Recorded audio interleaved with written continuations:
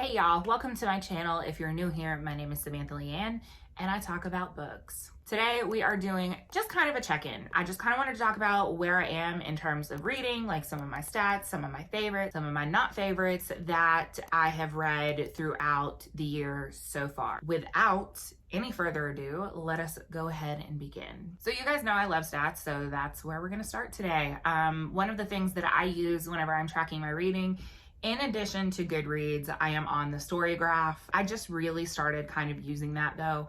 Like I used it at the beginning of the year and then I forgot about it and started using it again. And so I'm not like super active there, but my link will be in the down bar below if you want to add me over there, because I think I follow like three people. I use those two things, and then I also use a spreadsheet. I will also put a link to the spreadsheet in the down bar below. It is created by Brock by Let's Read. It is the same spreadsheet that I have used for the last 3 years, but I like it because it's customizable. There are things that you can change, different things, different ways that you can track things. So we're just going to briefly go through like what some of my stats are. We're not going to get like super in-depth, so you don't have to worry about like 10 minutes of stats or whatever, just because I don't have the mental fortitude, and also my spreadsheet's not completely updated yet. I'm a mess. Why am I like this? So how many books have I read so far? According to this, I am at 71 books. I am not a person who's like, oh my God, I have to read X amount of books in a year. I did set my goal on Goodreads and just in general for 100 books because that felt like it was good to me. It felt like it was achievable. I have been reading anywhere between 80 and 150 books for the last like 4 years, really since I started BookTube, I think. So I think usually I set it for 75. This year I was like, fuck it. And we decided to go up to 100. And obviously I'm well on my way there. At the rate that I'm going, I'll probably meet that by like the end of September, maybe before then. I don't know. It just depends. I've been in a novella mood lately. And so that's one of the reasons that has been like bumped up. Not by no means am I reading novellas to like try and pump up my numbers. It's just the way that my mind has focused here recently. Just in general, being able to focus, like the way that I have felt, I have not wanted to like focus on anything too long. So I've kind of been sticking to short works. I guess I'm trying to keep myself from like getting in a slump or whatever. So of those 71 books that I have in my spreadsheet, what does the genre, like what is my genre breakdown? Like what am I reading the most of? Surprise, surprise. Is anyone surprised that it's horror? Roughly 48% of what I have read has been horror.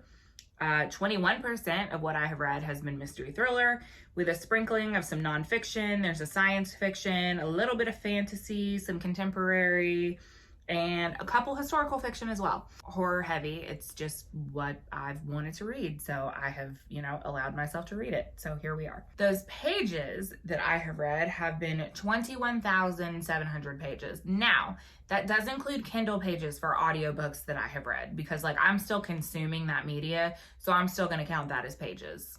So you can fight me if you want to.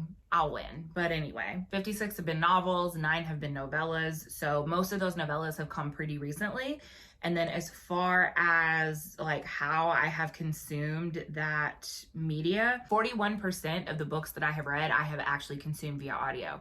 Audio, I fucking love, okay? The way that they allow me to multitask, like I can still consume this media. And one of the things that I have a really hard time doing, and this is just like my anxious brain, I have a very hard time like sitting down and taking time for myself. I feel like I have to be doing something. I feel like if I'm not being productive, then like my brain just won't allow me to do things, right? Generally, whenever I do actually get to sit down and read, a lot of times it is at night. Most of the time, aside from that, like these audiobooks are, when I am driving, or like as I'm multitasking, I can clean the kitchen and pop in my headphones and, listen to an audiobook. I can clean the house, I can fold laundry, like I can do all of these things. I can multitask in that way. Not everybody can, but I can. Age group, almost all the books that I have read have been adult books. I've read, it looks like, 4 young adult. 2 of those books have been rereads. Only 37% of the books that I have read have been actual physical books. The rest of it has been electronic copies, so whether that's ebooks, e-arcs, audiobooks, as such. So far, my 2 best reading months were January and March. Both of those months, I read 15 books. Also, weirdly enough, 41% of what I have read has been released this year. I am typically someone who almost always focuses on backlist titles. If you look at like other stats from previous years, like all of my stuff, not all of it, but probably a vast 70% of what I read is backlist titles. And here I am at 41% of like new release titles. And that's a little crazy, especially because I've been like not as active in the like booktube community lately. I've been active in like other horror communities though, so that might have something to do with it. 65%, that doesn't add up. Something's not adding up. I'm looking at this and I think there's a link in the spreadsheet that's broken, because how can you have 65 and 41%? I feel like that's all we need to talk about for stats. Like, I don't feel like you guys need to know anything else. I'm probably boring you with all of these stats already anyway, so, you know, it's fine. It's whatever. So let's talk about some of my favorite books from this year. Let me go to my Goodreads shelf. The Goodreads app sucks. Some of my favorite books that I have read this year, I have actually read 10 of the books that I have read this year, I have rated 5 stars. I'm typically like really stingy with 5-star reads. So I've read some really fucking good ones this year. The first one of the ones that I read most recently, so you guys have seen me talk about this one recently, is The Saturday Night Ghost Club by Craig Davidson. I really, really, really loved this book. There was a mild paranormal aspect of it, and then there was like this emotional quality to it, which I really, really loved. And it took me by surprise. Like, I wasn't expecting it to be as emotional as it was, but I cried while I was reading it, and then I cried again while I was talking about it. And then like as I was talking about it in my wrap up, which I'll link up above, I was like tearing up. So yeah, it was definitely emotional, but it was one of my favorite books this year that I read. A short story collection that I really loved was Ghost Summer by Tananarive Due. This was a collection that was split in different parts, and each of the different parts had like a unifying element. And it was just like superior. I love short fiction. I love horror in a short fiction format. I think that it works so well. If you do it well, it's very impactful. It's something that I am working on as I begin my journey into writing, but it's like every one of those stories in that collection I loved. There's stories in there that I still think about. If you've not read Tananarive Due, I can recommend pretty much everything that I have read by her I've really liked, but I think that that's such an excellent like sampling of her writing that if you're into short stories, that's definitely one that you should read. And then another one that I want to highlight, because it's kind of like out of the normal thing that I generally read, was The Wonder Boy of Whistle Stop by Fannie Flagg. I loved Fried Green Tomatoes at the Whistle Stop Cafe, and I loved the film as well. So I didn't know that there was a sequel that had been released last year until I saw it at the library, or from the library. This could be really bad because it could just be like a cash grab because the original book is so well known. We're gonna take a chance and we're gonna read it anyway. And I'm really glad that I did, because it was really, really good. It was a story that was so sweet and so wholesome, and it was great to reconnect with some of the characters from the Whistle Stop Cafe. It was one of those books that I didn't realize that I needed something nice and wholesome until I was done with it. Like, it was such a great palate cleanser because I do read so much that's so heavy and so like gruesome a lot of times. So it was really nice to kind of like break that up a little bit. If you're a fan of the book Fried Green Tomatoes at the Whistle Stop Cafe, I would recommend picking up Wonder Boy Whistle Stop. I thought that it was just great. So let's talk about some of my most disappointing reads that I read this year. John Dies at the End was honestly probably one of my most like disappointing things that I read this year. It was just, I was angry whenever I read that book, if I'm being totally honest with you. It was gross, it was misogynistic, it was full of dick jokes, shit jokes, like all manners of bodily functions that you can think of, which like toilet humor is funny. I'm in my 30s and I still laugh at shit like that. So it's not a matter of me taking myself too seriously. It was just poorly done. You know what? Let me not say that it was poorly done. I was not the intended audience. But I don't think that that excuses the misogyny that was rampant in that book. Like, it wasn't for me. I was very disappointed because, like, the reviews were like, oh my God, it was so funny. I laughed so hard. And I was like, no, this ain't it. This ain't it. Sorry. Another book that was really disappointing to me was Imaginary Friend. That book had so much potential. I really loved the idea. I really loved the beginning of the story. And then the end, just like, we're on the straight path. And then it just went, because I can deal with religious like allegory. Okay. I can deal with those things. I can see parallels like good and evil. Let's be real. A lot of horror is good versus evil. A lot of that is rooted in religion. Like, I'm fine with it. It does not bother me generally.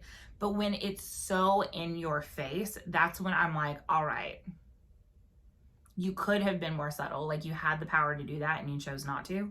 So those are the things that I don't like. Yeah, that book just left a lot to be desired. And it was so disappointing because in the group that I'm the host of on Likewise, I'm host of the horror book group there. Everybody kept recommending it and they're like, oh my God, this is so good. And I was like, let me see what this shit's about. And then I was so disappointed. And then even like some people commented on my Goodreads whenever I rated it 2 stars and they were like, no. And I'm like, yes, it wasn't for me. That's not to say like don't go out and read it, because a ton of people really love it. It just didn't work for me. And then another one that I was really disappointed by was The Influence by Bentley Little. And I'm like, at this point, after reading that, like, I am scared to read more Bentley Little. Like, I really am. There's been a couple that I read that were like, okay, there wasn't anything that I was incredibly wowed by. It's just like, it's very okay. He's very formulaic, and that's fine. Like, a lot of authors are very formulaic. There's nothing wrong with that. But the inclusion of certain things for shock value, like, I have a problem with that in horror. Like, I don't like rape being inserted into horror just as like, oh, keep you on your toes. No, let's not. I don't like it. It has no place in fiction. Like, I don't agree with that at any point. And that was in this book. And it was just like, there were plot holes. Like, I found myself going, but wait a minute. And there was like little to no explanation about what was actually going on. Like, where did this thing come from? Where did the influence come from? Like, I just did not enjoy it. Another book that really disappointed me was The Sanatorium by Sarah Pierce. I expected that one. Oh, and The Lost Village. I'm going to include these two together. The Lost Village by Camilla Stern and The Sanatorium by Sarah Pierce. Those two books were incredibly hyped. I kept seeing them. Everybody was talking about them. And I was like, oh shit, like, both of which I got from the library, and oh boy, I was glad I got from the library, because I would have been pissed if I'd spent money on them. Like, this is one of those cases where, for me, the hype did not live up to the books themselves. First, the fuck of all, The Lost Village is marketed as Midsummer meets like the Blair Witch Project, and that shit is a lie. That is one of those cases where the marketing team just absolutely, they were like, buzzwords, let's pick buzzwords, even if it doesn't have anything to do with the book. And they lied to me. And I would say I want my money back, but I didn't buy it. But I want my time back, but I won't get that. So the other book that was disappointing, The Sanatorium, Sarah Pierce, like, that one was, to me, was more okay than The Lost Village, but I was a little bored. What were some books that really surprised me? The Twisted Ones by T. Kingfisher. I've been recommending this book like since I finished it, because I loved it so much. And when I picked it up, I very much expected it to just be okay.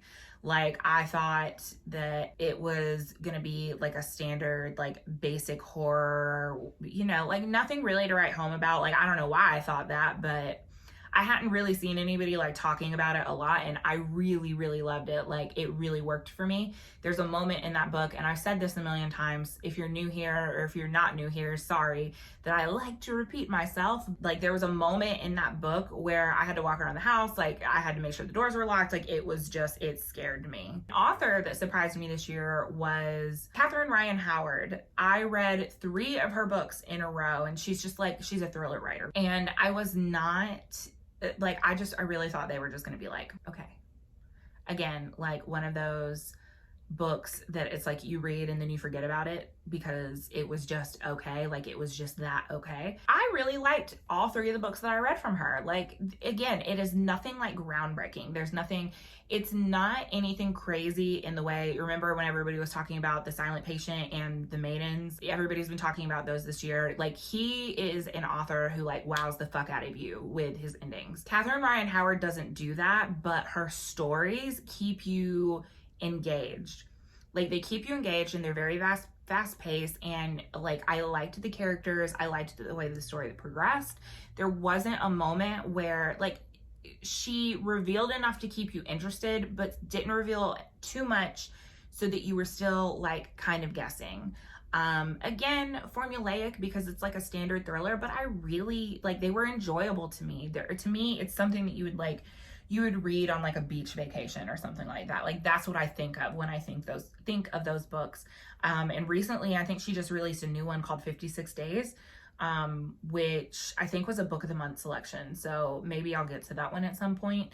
But she's an author that like, I really enjoyed all three of those books. Like, I want to read more from her. Oh, another book that really surprised me. I forgot to mention this one, and that was The Last House on Needless Street. This is one where after the disappointments of The Lost Village and The Sanatorium, I was like, because this book is like hyped as shit, right? I was like, this is gonna be more garbage. Like, I'm gonna read it and I'm gonna be so disappointed and it's just gonna be garbage. And it wasn't. Oh my God, it wasn't. Like, I actually really liked it. It lived up to the hype, and that has happened to me so little this year that I was like really pumped about it.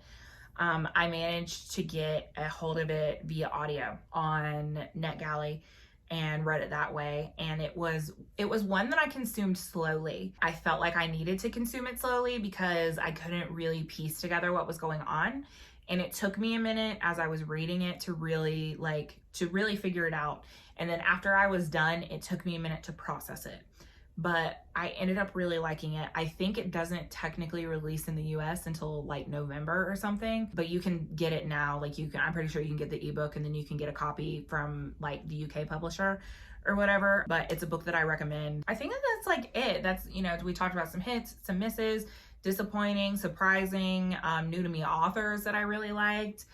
So yeah, like, I think that was a pretty good, like, check-in for the year. What does the rest of the year look like for me?